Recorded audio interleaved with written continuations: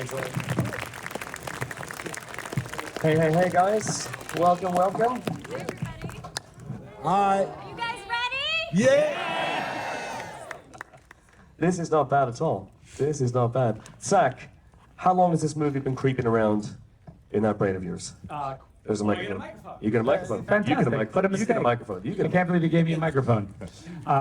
These guys want to see the movie. Anyway, it's been creeping around for quite a long time. You know, we were talking about out there. You know, really, it kind of. I was 11 years old and I was watching a movie called Star Wars. I don't know if you guys have heard of it. I might check it out. And I remember, you know, Luke Skywalker dropping down into the trench there on the Death Star, and you know, his photon torpedoes were ready, and the exhaust port was ray shielded, so that's why they had to use the photon torpedoes. I don't know if you know that. Anyway, so yeah, so that really got me. Really, it started me. That's why I have this job. You know, that this is what I knew then that that's what I wanted to do, is make movies. And then, you know, all through the sort of late 70s, kind of 77 to 87, that window is really the sort of birthplace of a lot of this imagery, whether it's Blade Runner or whether it's, you know, heavy metal, the movie or the magazine, whether it's Empire or whether it's John Boorman's Excalibur or any of those movies that all kind of like Miles' Conan the Barbarian. Mm-hmm. You know, I was a real fan of like fantasy and sci-fi, and I just felt like it was a thing I really wanted to do at some point, but I didn't know when that was going to happen. And you know, the idea was really tenacious. It stuck around. It was always there whenever I had a down moment. You know, when I was thinking about you know, to get away from any idea I was working on, I would just kind of do this, a little bit of this. And, you know, when we finished Army of the Dead, and our friends, partners at Netflix were like, hey, what are we going to do next? And I said, well, I have this space thing. I don't know if that's the thing. And they were like, that sounds cool. And, you know, then we got to work on it. And it really, I mean, the thing that's amazing about the process for me is that, you know, when you start at this sort of mythological level and you really start to just, whether it's the origin myths of the mother world, whether it's the, you know, the backstory of Daggis, whether it's, you know, all of these incredible characters and where they come from, because in movie 2 you'll learn that there's a lot, you sort of learn where all these heroes, what happened to them, to just kind of break them.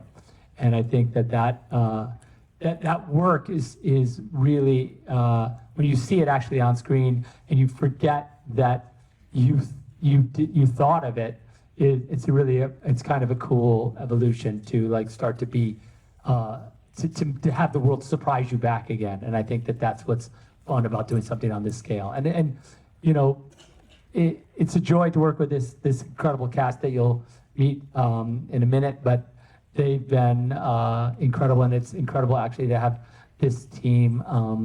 Wes has been an amazing partner of mine forever, and you know, I couldn't do anything without Debbie. It's just it's really yeah, I wouldn't want to do it. So it's just fun to have these guys, and yeah, so that's enough ranting. Absolutely. Well, that's Wes and Debbie, I mean, can you Zack says, I'm doing this space thing, which seems very, very simple. But this is not simple. This is huge. This isn't world building, this is universe building. Can you talk us through the challenges of bringing this to life? Working for a decade on DC really prepared us, because we were creating worlds, even though, you know, there was a canon to follow. It prepared us for creating worlds with making our own canon, which was really exciting, I think, at the time. But you really realize like all the work that goes into it. And this journey has been, I mean, he's been talking about this movie for like since we first got married. It's been kicking around, and it took various iterations. It was. She'd be like, enough already. You thought, are we going to make this or not? Yeah. But it was a video game at one point. It was going to be a television show. It was maybe a musical. Gonna be Star Wars, and I was not really into that, because I always felt like he had so much so many ideas, and I felt like he was going to be so hamstrung by Too many ideas. so many ideas, Too so many. many ideas, too many. But I really feel like it was the right time now to make it, I think, because we did so much prep and we learned so much to really, realize and how much work goes into it. And we were so fortunate to have an amazing, crew and team of artists, because the amount of art that you have to generate, the languages that we created, there's just so much work that sometimes we do that you might not see, like history that we have to create that maybe you'll learn about in the next movie or in the podcast that we're doing or in the making of book. But we have to do that work. But it was really exciting, and I feel really blessed that we get to do this, and we get to do this together. Yeah, no, and I think Yeah. I ran too. I guess it's, part of the family. and I think that the reality is, like Debbie was saying, one of the most interesting parts of this journey has been the freedom to create that universe and to create the world, and to not have, canon that exists that you have to figure out how to comfortably fit in that box or what boundaries you're going to push, but just to create those guidelines and that world and that mythology and that history.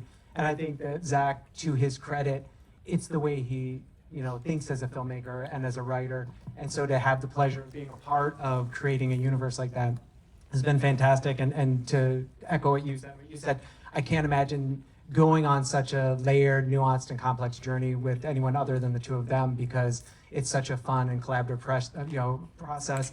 And I think that we're all honored to have the folks that you guys will be meeting very soon, to have them breathe life into these characters and bring them on the screen.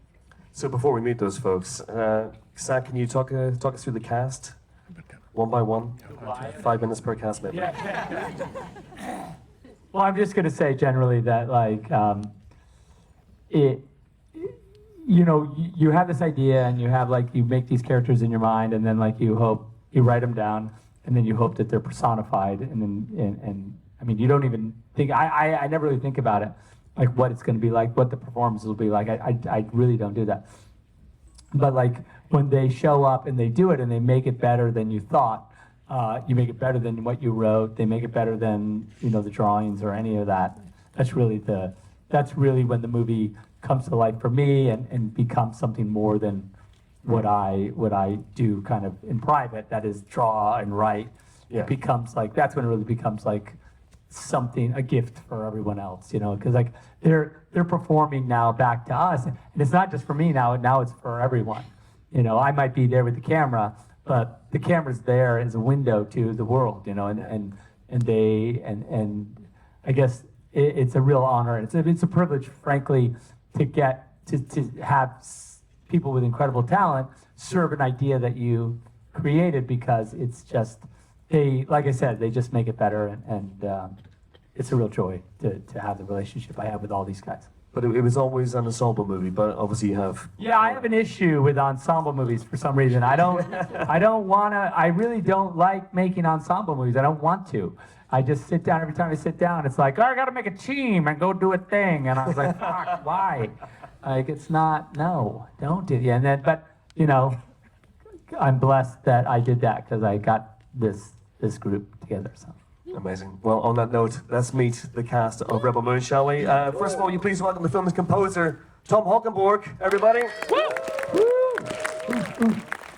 Go down here, And yeah. then that incredible cast, beginning with Stuart Martin, Duffy, E. Duffy, Bradley, Stas there, Ray Fisher, Michiel Huisman, Ed Skrein, Simon Honsu, Charlie Hunnam, and Sofia Boutella.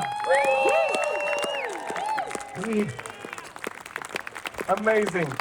Give it up once again for the incredible filmmakers of Rebel Moon Part 1, A Child of Fire, everybody. Thank you very much. Enjoy the film. Thank you, guys. Let's roll the movie.